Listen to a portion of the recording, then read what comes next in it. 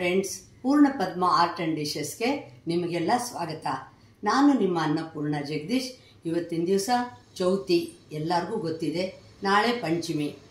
ಇವತ್ತು ಚೌತಿ ಅಥವಾ ಪಂಚಮಿ ದಿವಸ ಎಲ್ಲರೂ ಸಾಧಾರಣ ನಾಗರ ಪೂಜೆ, ನಾಗಪ್ಪನ ಪೂಜೆ ಮಾಡ್ತಾರೆ. ಅದನ್ನು ತನಿ ಎರಿಯೋದು ಅಂತ ಹಸಿ ಹಾಲಿಟ್ಕೊಂಡು ತನಿ ಕೂಡ ಎರಿತಾರೆ. ಅದಕ್ಕೆ ಹಸಿ ತಂಬಿಟ್ಟು ಮಾಡೋದು ಹೇಗೆ ಅನ್ನೋದನ್ನು ನಾನು ತೋರಿಸ್ತಾ ಇದ್ದೀನಿ ನೋಡಿ. ಸ್ವಲ್ಪ ದೇವ್ರ ನೈವೇದ್ಯಕ್ಕೆ ಇದನ್ನು ಬಿಸಿ ಎಲ್ಲ ಮಾಡಲ್ಲ, ಹಾಗೆ ಮಾಡೋದು. ಇದಕ್ಕೆ ಅಕ್ಕಿ ಒಂದು 4 ಸ್ಪೂನ್ನಷ್ಟು ಅಂದ್ಕೊಳ್ಳಿ. ಇದನ್ನು ತೊಳೆದ್ಬಿಟ್ಟು ಈಗ ಹಾಗೆ ಇಟ್ಟಿದ್ದೆ. ಇದು ನೋಡಿ ಒಣಕೊಳ್ತಾ ಇದೆ. ಸ್ವಲ್ಪ ಕಾಯಿ ತುರಿ ಎಷ್ಟು ತೊಗೊಳ್ತೀವೋ ಅಷ್ಟೇ ಬೆಲ್ಲ, 1 ಸ್ಪೂನ್ನಷ್ಟು ಎಳ್ಳು, ಇದು ಇಷ್ಟನ್ನು ಇಟ್ಕೊಂಡಿದ್ದೀನಿ ನೋಡಿ. ಇದು ಏನು ಹುರಿದಿರೋದಲ್ಲ, ಎಳ್ಳು ಹಾಗೆ ಇರೋದು ನೋಡಿ. ಅಕ್ಕಿ ಒಣಗಿಬಿಟ್ಟಿದೆ, ಡ್ರೈ ಆಗ್ತಾ ಇದೆ ಅಲ್ವಾ. ತೊಳೆದಕ್ಕಿ ಹಿಟ್ಟು ಅಂತಲೇ ಸಿಕ್ಕತ್ತೆ, ಆದರೆ ಎಲ್ಲನೂ ಇದು ನಾಗಪ್ಪನಿಗೆ ಅಂತ ಹೇಳಿ ಮಡಿಯಲ್ಲೇ ಮಾಡ್ತಿರೋದ್ರಿಂದ ನಾನು ಹಾಗೆ ತೋರಿಸ್ತಾ ಇದ್ದೀನಿ ನೋಡಿ. ಇದು ಮಿಕ್ಸರ್ ಜಾರ್ಗೆ ಇದನ್ನು ಫಸ್ಟು ಅಕ್ಕಿ ಹಾಕ್ಕೊಂಡ್ಬಿಡಿ. ಅಕ್ಕಿ ಮತ್ತು ಎಳ್ಳು ಹಾಕಲ್ಲ, ಲಾಸ್ಟಲ್ಲಿ ಹಾಕ್ತೀನಿ. ಇದನ್ನು ಫಸ್ಟು ಡ್ರೈ ಆಗೇ ಒಂದು ಸ್ವಲ್ಪ ಪೌಡ್ರ್ ಥರ ಮಾಡಿಕೊಂಡು ಆಮೇಲೆ ನಾನು ಬೆಲ್ಲ ಮತ್ತು ಕಾಯಿ ತುರಿ ಹಾಕಿ ಅದನ್ನು ಮಿಕ್ಸರಲ್ಲಿ ನುಣ್ಣಗೆ ಮಾಡ್ಕೊಳ್ತೀನಿ. ಈ ತನಿ ಎರಿಯೋದು ಅನ್ನೋದು ಏನಿದೆಯಲ್ವಾ, ಇದು ಹಿಂದಿನಿಂದನೂ ಒಂಥರ ಸಂಪ್ರದಾಯ ಅಂತಲೇ ಬಂದ್ಬಿಟ್ಟಿದೆ. ನಾಗರ ಕಲ್ಲಿಗೆ ತುಪ್ಪ ಅಭಿಷೇಕ ಮಾಡಿ ಹಸಿ ಕಡಲೆ, ತಂಬಿಟ್ಟು, ಚಿಗಳಿ ಎಲ್ಲನೂ ಕೂಡ ನೈವೇದ್ಯ ಮಾಡ್ತಾರೆ. ಇದಕ್ಕೆ ಒಂದು ಪುರಾಣದ ಕತೆ ಕೂಡ ಇದೆ. ತೊಳೆದು ನೆನೆಸಿಟ್ಟಿದ್ದ ಅಕ್ಕಿನ ಈ ಥರ ನಾನು ಪೌಡ್ರ್ ಥರ ಮಾಡ್ಕೊಂಡ್ಬಿಟ್ಟಿದ್ದೀನಿ. ಫಸ್ಟ್ ಇದನ್ನು ಹಾಕ್ಕೊಂಡು, ಇದು ತಂಬಿಟ್ಟು ಈ ಥರನೇ ಹಿಂಗೆ ಮಾಡಿ ಯಾಕೆ ಮಾಡ್ತಾರೆ ಅನ್ನೋದಕ್ಕೆ ಒಂದು ಕತೆ ಕೂಡ ಇದೆ. ಸಮುದ್ರ ಮಂಥನ ಮಾಡೋವಾಗ ವಾಸುಕಿ ರಾಜ ಅಂದರೆ ಸರ್ಪರಾಜನ್ನ ಆ ಸಮುದ್ರ ಮಂಥನ ಮಾಡೋದಕ್ಕೋಸ್ಕರ ಮಂದಾರ ಪರ್ವತಕ್ಕೆ ಸುತ್ತಿ ಒಂದೇ ಸಮ ಅದನ್ನು ಸಮುದ್ರನ ಕಡಿತಾರೆ. ಆವಾಗೇನಾಯಿತು ಅಂತಂದರೆ ಸರ್ಪಕ್ಕೆ ತುಂಬಾ ನೋವಾಗಕ್ಕೆ ಶುರುವಾಯಿತು. ಅದು ಅಂದರೆ ಪಾಪ ಎಲ್ಲ ಎಳಿತಾ ಇದ್ರಲ್ವಾ, ಅದರಿಂದ ಒಂದೇ ಸಮ ಅದಕ್ಕೆ ನೋವಾದಾಗ ಕಲ್ಲುಗೆ ಎಲ್ಲ ಚುಚ್ಕೊಂಡು, ಮುಳ್ಳುಗಳು ಚುಚ್ಕೊಂಡು ಎಲ್ಲನೂ. ಅದಕ್ಕೋಸ್ಕರನೇ ಸರ್ಪಕ್ಕೆ ನೋವಾಗ್ಬಿಡ್ತಲ್ಲ ಅಂತ ಹೇಳಿ ಹಾಲು ತುಪ್ಪ ಎಲ್ಲ ಅಭಿಷೇಕ ಮಾಡಿ ಅದಕ್ಕೆ ಹಾಲು ಕುಡಿಯೋಕ್ಕೆ ಕೊಟ್ಟು ತುಪ್ಪ ಎಲ್ಲ ಗಾಯಗಳಿಗೆ ಸವರಿ ಎಲ್ಲ ಮಾಡಿದ್ರಿಂದ ಅದರ ರೋಗಗಳೆಲ್ಲ ಹೊರಟು ಹೋಗುತ್ತೆ.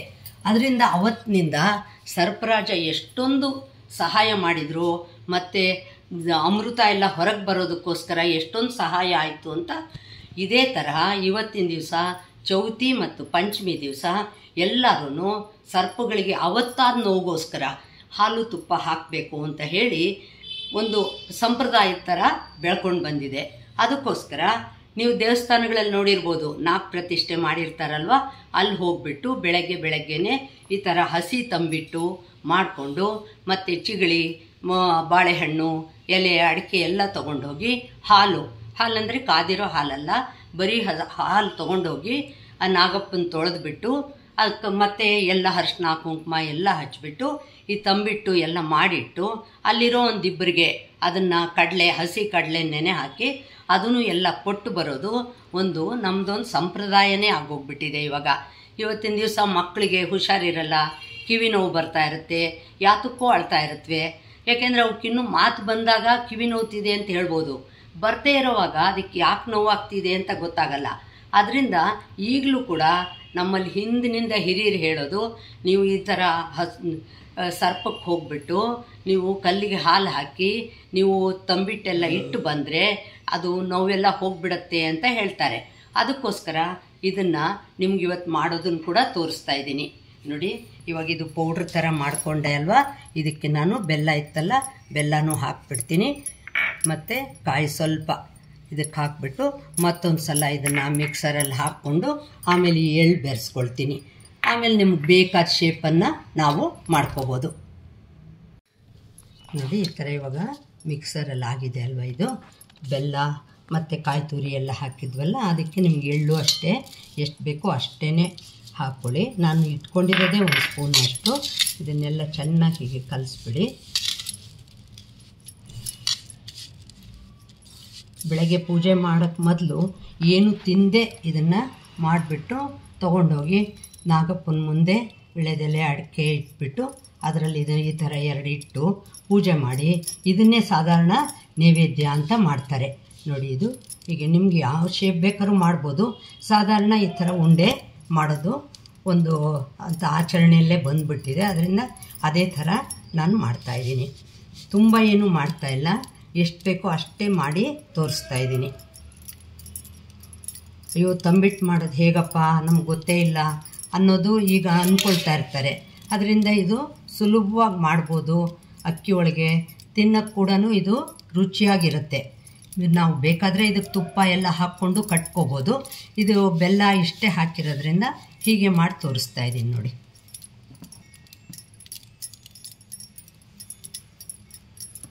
ಬೇರೆ ಮದುವೆಗಳಲ್ಲಿ ಎಲ್ಲನೂ ಶ್ರೀಮಂತ ಈ ಥರ ಕಾರ್ಯಗಳಲ್ಲಿ ಎಲ್ಲ ಕೂಡ ಮಾಡ್ತಾರೆ ತಂಬಿಟ್ಟು ಎಲ್ಲ ದೀಪಗಳು ಹಚ್ಚೋಕ್ಕೆ. ಆದರೆ ಆವಾಗ ಅದು ಹುರಿದು ಅಕ್ಕಿ ಹುರಿದು ಎಲ್ಲ ಮಾಡ್ತೀವಿ. ಇವಾಗ ಮಾತ್ರ ಇದು ನಾಗಪ್ಪನಿಗೆ ಅಂತ ಮಾಡಿದಾಗ ಬರೀ ಈ ಥರನೇ ಮಾಡೋದು. ಹಸಿ ತಂಬಿಟ್ಟು ಅಂತ ಇದ್ರ ಹೆಸರು. ಅಕ್ಕಿ ಹಸಿ ತಂಬಿಟ್ಟು ಅಂತ ನಾವು ಹೇಳ್ಬೋದು. ಅಶ್ವತ್ಥ ಕಟ್ಟೆಯಲ್ಲೆಲ್ಲನೂ ನಾಗರ ಕಲ್ಲು ಇರುತ್ತಲ್ವ, ಆ ಕಲ್ಲು ಹತ್ರ ಇದನ್ನು ನಾಳೆ ಪಂಚಮಿ ಎಲ್ಲರಿಗೂ ಶ್ರೇಯಸ್ಸಾಗಲಿ ಅಂತ ಹೇಳಿಬಿಟ್ಟು ಇದನ್ನು ಮಾಡ್ತಾರೆ. ನೀವು ನಾಳೆ ಟ್ರೈ ಮಾಡಿ ಮಾಡ್ಬೋದಲ್ವ, ಅದಕ್ಕೋಸ್ಕರ ನಿಮಗೆ ತೋರಿಸ್ತಾ ಇದ್ದೀನಿ. ಇನ್ನೂ ತನಕ ನನ್ನ ಚಾನಲ್ಗೆ ಸಬ್ಸ್ಕ್ರೈಬ್ ಮಾಡ್ಕೊಳ್ಳದೆ ಹೋದರೆ ಸಬ್ಸ್ಕ್ರೈಬ್ ಮಾಡಿಕೊಂಡು ಲೈಕ್, ಶೇರ್, ಕಾಮೆಂಟು ಮಾಡಿ. ಇದೇ ವಿಡಿಯೋನ ಇನ್ಸ್ಟಾಗ್ರಾಮ್, ಫೇಸ್ಬುಕ್ಕಲ್ಲಿ ಕೂಡ ನೀವು ನನ್ನನ್ನು ಫಾಲೋ ಮಾಡಿ. ನಮಸ್ಕಾರ.